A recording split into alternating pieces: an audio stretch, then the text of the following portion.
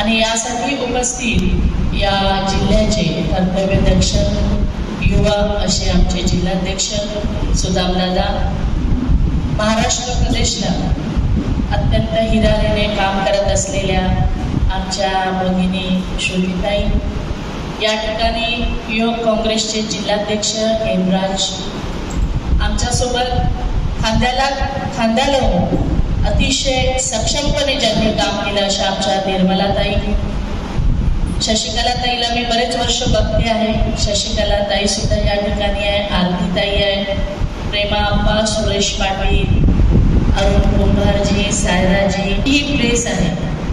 आपल्या सर्वांना माहिती आहे की भाजप सरकार हे किती खोटं आहे आणि किती महिलांच्या विरोधात.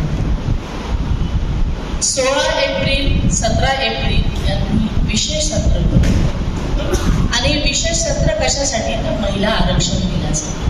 माझ्याकडे काही मुद्दे आहेत की जे मी तुम्हाला सांगणार आहे, त्याची उत्तरं पण सांगणार आहे. महिला आरक्षण बिल आहे म्हणून त्यांनी समोर ठेवलं. तर आमचा प्रश्न मोदीजींना आहे की खरोखर त्यांनी आपल्या छातीवर हात ठेवावा आणि सांगावं की ते बिल महिला आरक्षणाचं अजिबात नव्हतं. ते बिल जे होतं 131वी जी घटना दुरुस्ती होती, जे लोकसभेमध्ये मिटाळल्यानंतर त्यांची जी तळमळ झाली आणि मग त्यांनी हे ढोंग करणं सुरू केलं. सगळीकडे आता बघतोय आपण देशभर आंदोलनं करत आहे. किती खोटं बोलतो. डिलिमिटेशनचं बिल तुम्ही समोर ठेवता आणि महिलांना सांगता की ते आरक्षणाचं बिल. ज्या दिवशी डिबेट झालं मी त्याच दिवशी सांगितलं होतं की मागच्या डिलिमिटेशनला मी महाराष्ट्रातून प्रतिनिधित्व केलेलं आहे आणि डिलिमिटेशन काय आहे ते चांगल्या पद्धतीने मला माहिती आहे. परंतु ते वारंवार ओरडून सांगत होते की हे आरक्षणाचं बिल. आरक्षणाचं जे बिल होतं ते 2023लाच पास झालेलं आणि खरोखर जर मोदीजींना असं वाटत होतं की आपल्याला महिलांना आरक्षण द्यायचं तर ते 2024ला देऊ शकले असते. परंतु त्यांचा जो आग्रह आहे तो आग्रह हा आहे की 2011ची जी जनगणना आहे त्यानुसार त्यांना द्यायचं आहे. त्याचे काय काय कारण आहे मी पुढे तुम्हाला सविस्तर सांगणार आहे. जर त्या दिवशी ते बिल पारित जरी झालं असतं तर केव्हा लागू करणार होते 2029ला. आम्ही त्यांना सांगतोय की तुम्ही 2023 सुद्धा लागू करा. आम्ही काँग्रेस समर्थन करतो. परंतु ते तसं करणार नाही. त्यांना 2011च्या जनगणनेनुसारच करायचं आहे. 2026ला जनगणना करा आणि 29ला लागू करा. जर त्याही दिवशी पारित केलं असतं तरी तुम्ही 2029ला लागू करणार होते. मग तुमचा आग्रह का होता की त्याच दिवशी पारित झालं पाहिजे. हेही पुन्हा तुम्हाला मी सांगते की त्यांना चांगल्या पद्धतीने माहित होतं की सभागृहामध्ये हे बिल पास होणार नाही. कारण त्यांनी सगळी तयारी केलेली होती. सगळ्या त्यांच्या महिला थाटामाटात तयार होत्या. त्यांचे बॅनर तयार होते, त्यांचे पोस्टर तयार होते. 7:35 हे बिल पडलं आणि 7:45 त्यांच्या सगळ्या बाया पायरीवर बसलेल्या होत्या. बॅनर होते, पोस्टर होते. म्हणजे ही पूर्वतयारी. त्यांना माहिती होतं की हे बिल पास होणार नाही आहे. परंतु हे खापर मात्र काँग्रेसवर त्यांना फोडायचं होतं. 2023 जर ते आजही लागू करत असेल तर आम्ही सभागृहामध्ये सांगितलेलं आहे की तुम्ही लागू करा, आम्ही समर्थन करू. आता 2-3 जे मुद्दे मी तुम्हाला सांगितलं पाहिजे की 17 एप्रिल 2024ला जे लोकसभेत फेटाळण्यात आलेलं विधेयक नेमकं कोणतं होतं ते डिलिमिटेशनचं होतं. त्यानंतर विधेयकाचं नाव ते जे सांगतायत नारी शक्तीवंदन. खरोखर नारी शक्तीवंदन होतं का?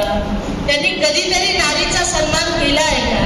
आम्ही जाहीर सांगतो अहो त्यांनी घरच्या बायांचं कधी नारी शक्तीवंदन केलं नाही. ते काय देशाच्या बायांचं नारी शक्तीवंदन करणार. जे लोक घरच्या बायांचा सन्मान करू शकत नाही ते आमचा सन्मान करतात. सन्मान केला होता राजीवजी गांधीजींनी. 33% आरक्षण दिल्यामुळे आज 14,05,000 महिला प्रतिनिधित्व करतायत पंचायत राजमध्ये. त्याला म्हणतात आरक्षण.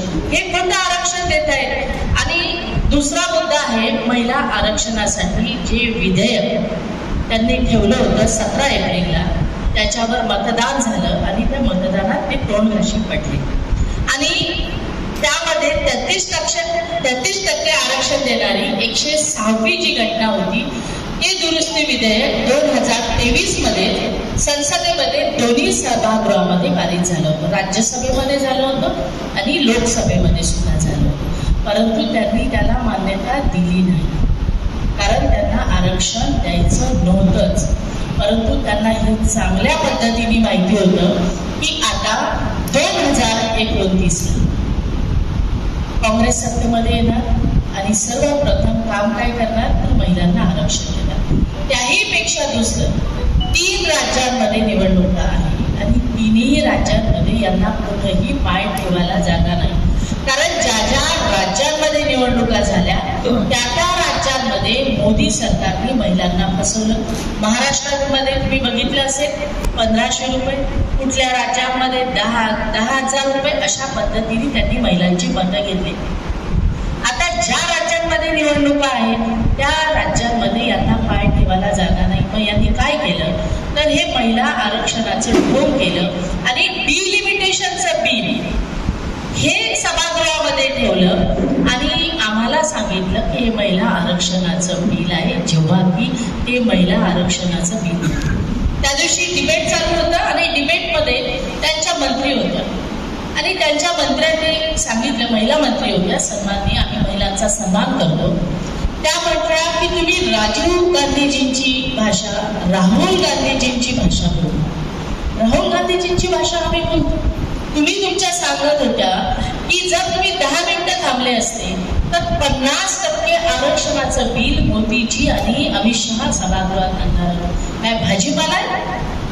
जर 33% आरक्षणाचं बिल जर तुम्ही इतके दिवस मंजूर करू शकले नाही तर 50% आरक्षणाचं बिल विदाऊट नोटिफिकेशन तुम्ही सभागृहामध्ये आणू शकता?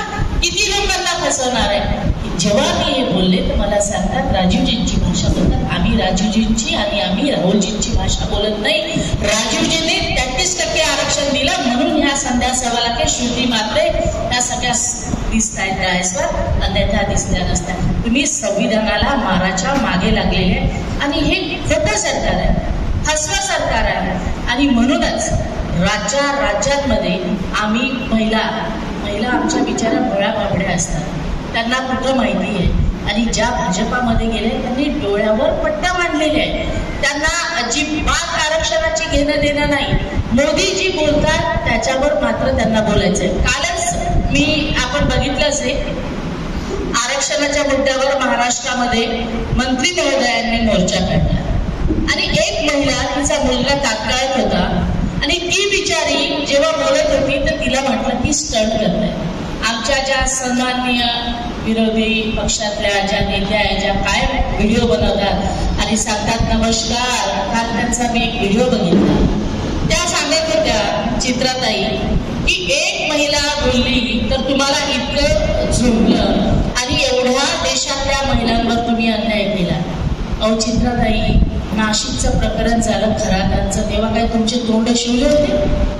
हजारो महिलांचे व्हिडिओ बनले तेव्हा तुमचे तोंड शिवले होते का? तेव्हा तुम्हाला महिला दिसल्या नाही. आणि जी महिला जिचा मुलगा तळमळत होता शाळेमध्ये, तिच्यासाठी तुम्ही असे शब्द वापरता? आज सभागृहामध्ये खोटं बिल ठेवल्यानंतर त्याचं समर्थन तुम्ही करताय. या देशातल्या महिला मोदीजीला काय तुम्हाला कधीच माफ करणार नाही. आणि म्हणूनच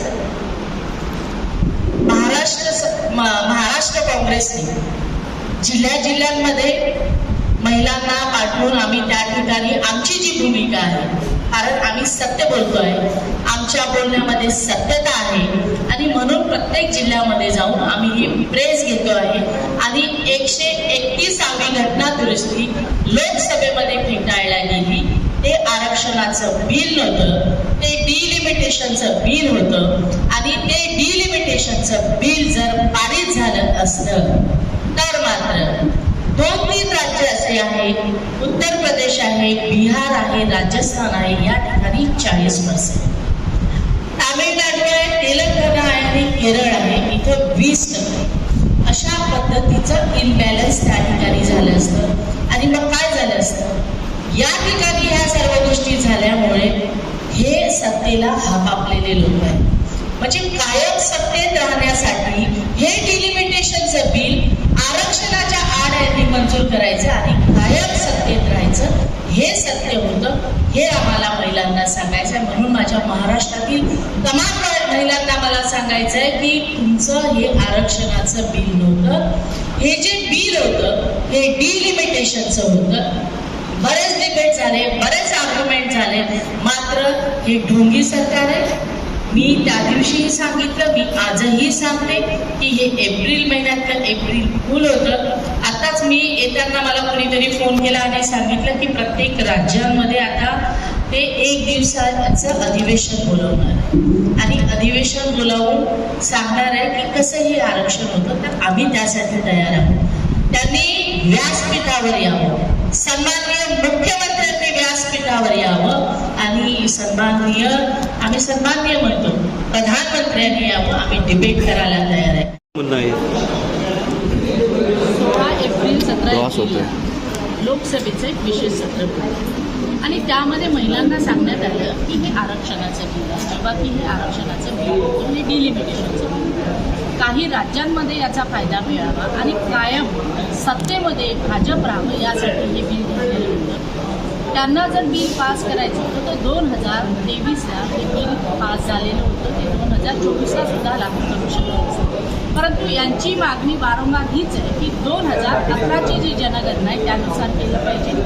आमची मागणी ही आहे की तुम्ही 2026ची जनगणना करा किंवा तुम्ही ज्या पद्धतीने SC ST महिलांना त्यामध्ये समाविष्ट केला, आम्ही आदर करतो. काँग्रेस पक्षाने केव्हाही SC ST लोकांचा आदर केलेला आहे, परंतु त्याचबरोबर OBCच्या महिलांना त्यामध्ये प्रतिनिधित्व मिळालं पाहिजे. यासाठी आमची मागणी आहे.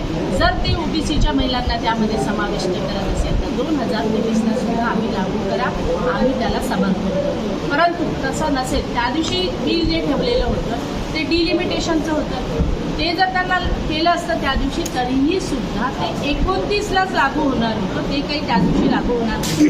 तुम्हाला जर लागू करायचं तर चला मान्य करा, 2023 आजच लागू करा, आम्ही समर्थन करतो. परंतु तसं नाही आणि म्हणूनच आम्ही सांगतोय की 2026ची जनगणना करा, 2029ला द्या. परंतु ते असं करणार नाही.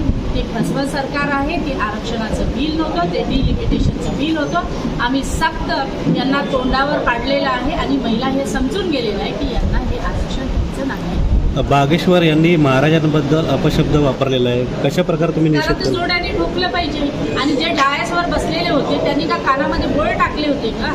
एवढं जर तुम्ही पुळका आणता ना कायम, तर त्या दिवशी डायसवरून त्याने हात धरून खाली काढायला पाहिजे होतं त्या बागेश्वर महाराजाला. याच ठिकाणी जर काँग्रेसचा कुठलाही नेता असता तर ते सरळ त्या ठिकाणून निघून गेलेले असते किंवा त्याला हात धरून बाहेर काढलं असतं. परंतु हे त्यांनी केलं नाही, कारण हे सत्तेला हपापलेले लोक आहे.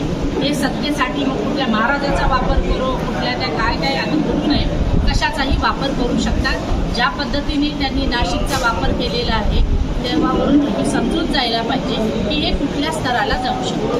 तुम्ही मॅडम मगाशी नागपूरचा प्रवासाचा किस्सा सांगितला, मोहन भागवत, नेमका काय प्रकार होता एकदा पुन्हा एकदा? अहो, मी सुद्धा पहिल्याच सीटवर बसलेले होते आणि ते सुद्धा दुसऱ्याच पहिल्या सीटवर बसलेले होते. पण आम्ही हे बघितलं की त्यांना किती सिक्युरिटीचं महत्त्व आहे. त्यांना सिक्युरिटी, आम्हाला सिक्युरिटीची गरज नाही. मला वॉशरूम लागली की मला पहिले जायचं, परंतु जोपर्यंत भागवतजी जाणार नाही तोपर्यंत दुसऱ्याला जाऊ दिलं नाही. हा कुठला नियम? स्वतःची विमानं वापरा ना तुम्ही. तुम्ही जेव्हा एका विमानात येता आहात तुमच्यासाठी काय वेगळी सिक्युरिटी आणि आमच्यासाठी वेगळी सिक्युरिटी? म्हणजे महिलांनी जाऊ नये पुढे, त्यांचा सिक्युरिटी गार्ड आडवा हात करून उभवतात जोपर्यंत ते गेले नाही. हे कुठल्या कायद्यात बसते हे मला सांगा. ताई, आपण पाहिलं की स्वातंत्र्यापासून बाबासाहेबांनी हिंदू परिवाराच्या माध्यमातून महिलांना न्याय देण्याचा प्रयत्न केला. राजकीय नेतृत्व मिळालं पाहिजे. समोर बघा. स्वातंत्र्याच्या आतापर्यंत महिलांच्या आरक्षणाचा प्रश्न जो आहे तो तसा पडलेला आहे. महिलांना आरक्षण कसं मिळेल, राजकीय लढ्याचं अस्तित्व कसं निर्माण होईल, यासाठी आरक्षण महत्त्वाचं नाही का? मग काँग्रेसची भूमिका काय असेल, त्याला न्याय कसा मिळेल? समोर बघा, समोर. आणि आम्ही संविधान वाचवण्याचाच प्रयत्न केलाय. आज जो विजय झालेला आहे तो संविधानाचा झाला आहे की बाबासाहेबांनी सांगितल्यामुळेच आज ओबीसीच्या महिला या ठिकाणी बसलेल्या आहे आणि संविधान वाचवण्याचं काम हे काँग्रेस पक्षाने सभागृहात केलं आहे. कारण त्या दिवशी जर बिल पास झालं असतं तर निश्चितच संविधानाची हार